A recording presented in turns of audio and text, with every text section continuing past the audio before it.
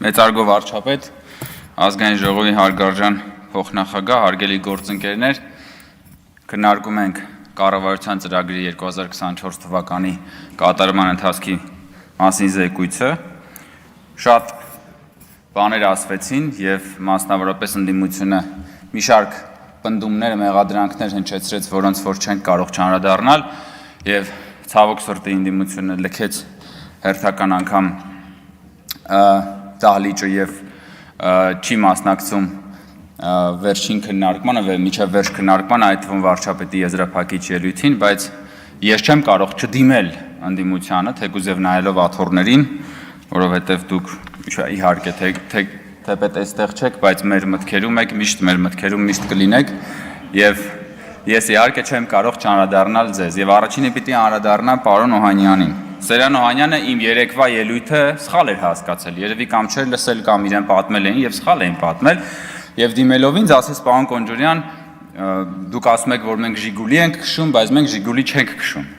Ես այդպիսի բան չեմ ասել, պարոն Օհանյան, ես չեմ ասել, որ դուք Ժիգուլի եք քշում, ես ասել եմ, որ դուք Ժիգուլի եք։ Եվ բացատրել եմ, թե ինչ նկատի ունեմ, ես ասում էի, որ կա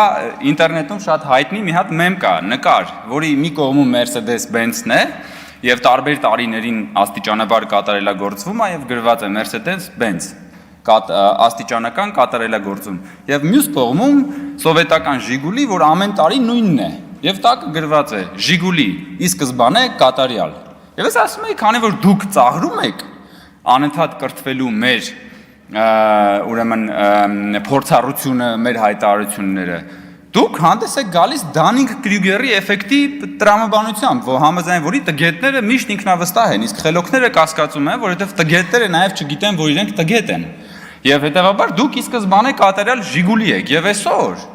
Տիկին Քրիստինե Վարդանյանին ես շատ շնորհակալ եմ։ Ինքը եկավ եւ հաստատեց, հիմնավորեց իմ երեկվա ասածը։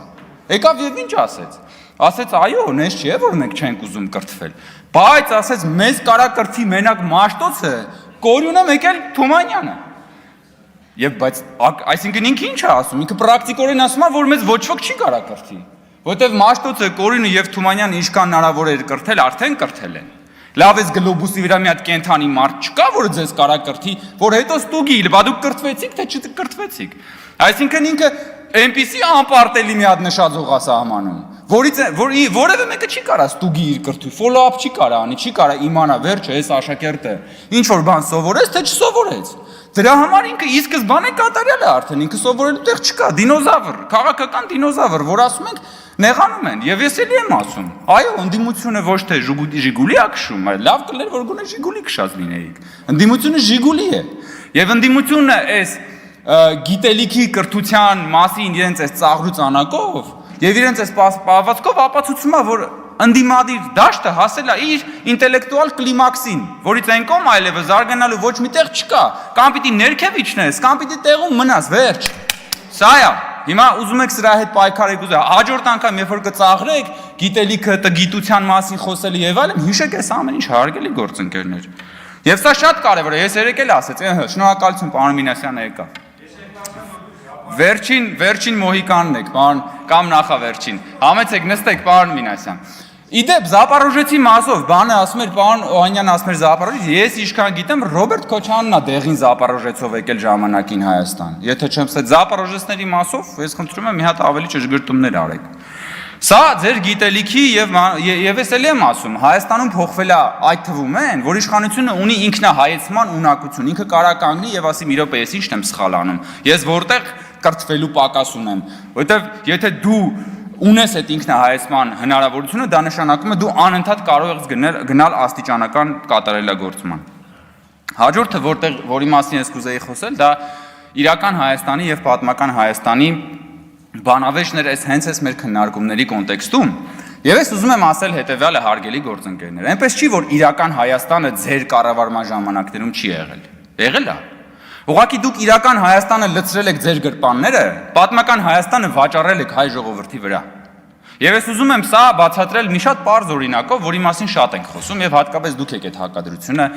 ստեղծում։ Դա Արարատի եւ Արագածի, այսպես կոչված, խոսույթի մասին է։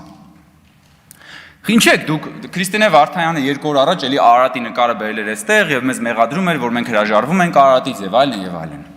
Որն է ի վերջո խնդրեմը ձեր Արագած Սարի հետ։ Որովհետեւ դուք չեք կարող Արագածը մոնետիզացնել։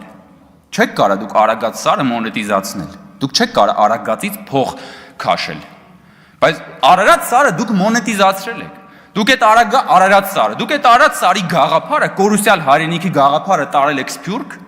ցեղասպանության զոհերի ժառանգների մոտ եւ փող եք հավաքել։ Այդ կորուսյալ հայրենիքը վերադարձնելու երազանքով,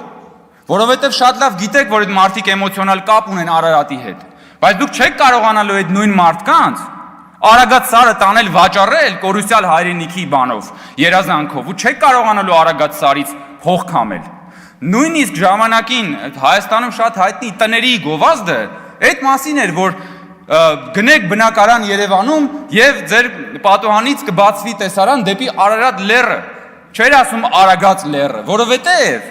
Արարատ լեռով էին մարդիկ ուզում փող աշխատեին, ոչ թե Արագած լեռով, ու դրա համար ձեր համար կորուսյալ հայրենիքն է լավը, ոչ թե իրականը, այն որ կա։ Որտեւ Արագածի շուրջ դուք կարա գնաք օբյեկտներ սարքեք, բաներ անեք, աճուրդներով հողերը վերցնեք եւ այլն, դա իրական է, բայց դուք դա լցնում եք ձեր գրպանները։ Իսկ ահա պատմական Հայաստանը դուք վաճառում եք հայ ժողովրդի վրա։ Դրա համար է ձեզ 004 շրջաբերականում ասում է, որ պետք չի որ մենք ունենանք սահմանազատված սահման։ Խի պետք չի, որովհետեւ դաշնակցությունը միշտ ինչ արել, գնացել է գյուղեգյուղ բոլոր տեղերից, Սփյուռքում, քաղաքներում մարդկանցից փողը հավաքել Հայաստանը ազատագրելու համար։ Այսինքն պիտի Հայաստանը չունենա անկախություն, որպեսզի ազատագրելու կարիք լինի, որպեսզի փող հավաքելու կարիք լինի, որովհետև երբ որ Հայաստանը անկախ է, Սփյուռքից ինչի համար փող հավաքես, պետքա հարկ հավաքես։ Բայց այդ հարկը իրանք արդեն գիտեն ուր են տանելու, այդ իրական Հայաստանը իրանց գրպաններում է, դրա համար է այս ամբողջ կռիվը։ Դրա համար է, եւ ես ուզում եմ մի հատ ուրիշ օրինակ էլ բերեմ։ Համահայկական հիմնադրամը բոլորս գիտենք։ Համահայկական հիմնադրամը ոչ թե փող հավաքելու Սփյուռքից փող հանգանակելու գործիք ա եղել, այլ համահայկական հիմնադրամը նախկին իշխանությունների կողմից նաև գաղափարախոսություն ա եղել։ Գաղափարախոսություն, որը որ արմատացել է մեր ժողովրդի մեջ։ Բայց եւ իհարկե շնորհակալ ենք համահայկական հիմնադրամի բոլոր հանգանակողներին, բայց իրականում համահայկական հիմնադրամը 30 տարվա ընթացքում $500 միլիոն փող ա հանգանակել, 500 միլիոնի։ Մենք ասում ենք Հայաստանի Հանրապետության քաղաքացիները միայն 7 տարվա մեջ լրացուցիչ 4.3 միլիարդ $, փող են մուտք արել պետական բյուջե, հասկանում եք։ Եվ մենք ասում ենք, սա է իրական Հայաստանի գաղափարախոսությունը։ Եվ մեզ ասում են, չէ, ինչ 4.3 միլիարդ $, ես ինչ եք ասում, բան, դուք իրականում ես ինչ իրական բաներից եք խոսում, ինչ հարկահավաքություն, ինչ հարկեր։ Այ պիտի խոսենք կորուսյալ հայրենիքի մասին, պիտի խոսենք Արարատի մասին, պիտի խոսենք Արևմտյան Հայաստանի մասին։ Տիկին Գրիգորյանն էլ էլի խոսում էր կորուսյալ բաների մասին, ասում է, իսկ դուք այդտեղ Range Rover-ից եք խոսում։ Բայց այդ Range Rover-ները ձեր գրպաններում են եղել, դրա համար էլ կորուսյալները ավելի են շատացել ամեն անգամ։ Ես կարծում եմ եւ համոզված եմ, որ այս 7 տարիների եւ մեր իշխանության ամենակարևոր թվերից այն կողմ, ամենակարևոր ձեռքբերումներից մեկը այն է, որ այն ինչ որ 7 տարի առաջ համարվում էր ֆանտաստիկա, այսօր համարվում է նորմալ։ Եվ դա ես կարծում եմ, որ ամենամեծ քաղաքական ձեռքբերումներից մեկն է։ 7 տարի առաջ ֆանտաստիկայի ժանրից էր, որ այդ արագությամբ այդքան միլիարդավոր դոլարներ կարող է մուտք գործեին պետական բյուջե, եւ քաղաքացիները իրենց հարկերը տային։ Այսօր դա նորմալ է։ Ու մեզ քաղաքացիներն ասում են, դե լավ ինչ եք այդքան կահարում 4.3 միլիարդ, 4.3, հա նորմալ է։ Եվ ես երջանիկ եմ դրա համար, որ այսօր դա նորմալ է, բայց մի ժամանակ դա նորմալ չէր, դա ֆանտաստիկ էր։ Այն որ ժողովրդավարության համատեքստում այսօր կարող է կառավարող թիմը տարբեր քաղաքներում ժողովրդավարական ընտրություններում հաղթի եւ կարող է որոշ քաղաքներում էլ պարտվի, ժամանակին դա ֆանտաստիկա էր։ Ֆանտաստիկա էր, այսօր դա նորմալ է, էլի մեզ ասում են ինչ եք մեր վրա վաճառում այդ բանը։ Հա նորմալ է, այո նորմալ է, որովհետև ժողովրդավարությունը ժամանակին ֆանտաստիկայի ժանր էր, հիմա դա նորմալ է։ Այն որ այսօր դատական իշխանությունը կարող է կայացնի որոշումներ, որոնք որ այդ թվում շատ տհաճ են կառավարող մեծամասնության համար, ժամանակին դա ֆանտաստիկա էր։ Այսօր դա նորից նորմալ է, բայց դա հարգելի գործընկերներ, դա ճանապարհը, որը մենք անցել ենք։ Դա այս կառավարության եւ այս քաղաքական մեծամասնության քաղաքական հավատամքի արդյունքն է։ Եվ ուզում եմ ասել, որ այն ինչը որ այսօր նորմալ է, երաշխավորված չի, որ միշտ նորմալ է լինելու։ Ոչ մի բան, որ ինչ որ մի պահի նորմալ է, երաշխավորված չի, որ մի օր նորմալ լինելու։ Որտեվ ամբողջ աշխարհում ժողովրդավարությունն էլ, տնտեսությունն էլ, բարեկեցությունն էլ երաշխավորված չի։ Եվ ես ուզում եմ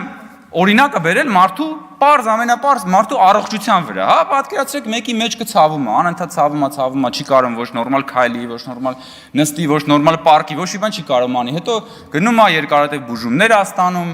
ու սկսում է մեջքը ուղիղ կանգնել, քայլել, ցատկոտել եւ այդ պահը,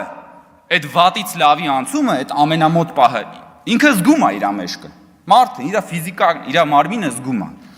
Եվ դա շատ լավ է, որովհետեւ տարբերությունն ակնհայտ է։ Եվ այդպես 1 օր, 2 օր, 1 ամիս, 1 տարի, 2 տարի ու մարդը դադարում է զգա, որ իր մեջքը նորմալ է, որովհետեւ տենց էլ պիտի լինի։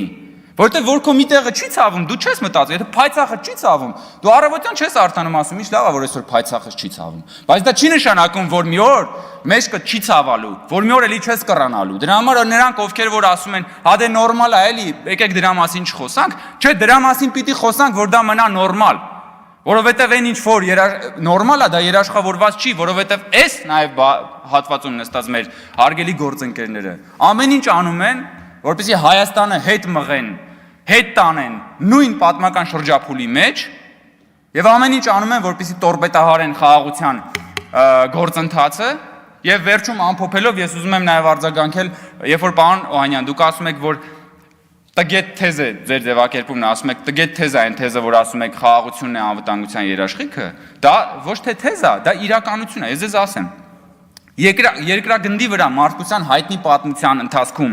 ամենաբարեկեցիկ դարաշրջանը, որը մեզ հայտնի է, դա երկրորդ համաշխարհային պատերազմից հետո Արևմտյան Եվրոպան է, որի անվտանգության երաշխիքը իր խաղաղությունն է, որը կառուցվել է տնտեսական համագործակցության եւ խաղաղության բաց սահմանների վրա։ Հիմա դուք դա կարող եք անվանել տգետ թեզ, բայց մենք դա համարում ենք իրականություն, որից պետքա սովորել։ Իհարկե կգանք ասեն մեզ մի համատեք եւ այլն, մենք ամեն ինչ շատ լավ հասկանում ենք, բայց մենք նորից ասում ենք, որ այո, խաղաղությունն է հայ ժողովրդի Հայաստանի Հանրապետության անվտանգության գլխավոր երաշխիքը, մենք գնալու ենք այդ ճանապարհով, քաղաքական մեծամասնությունը կառավարության հետ միասնական ջանքերով շարունակելու է գնալ այս ճանապարհով եւ այս հավատամքով։ Շնորհակալություն։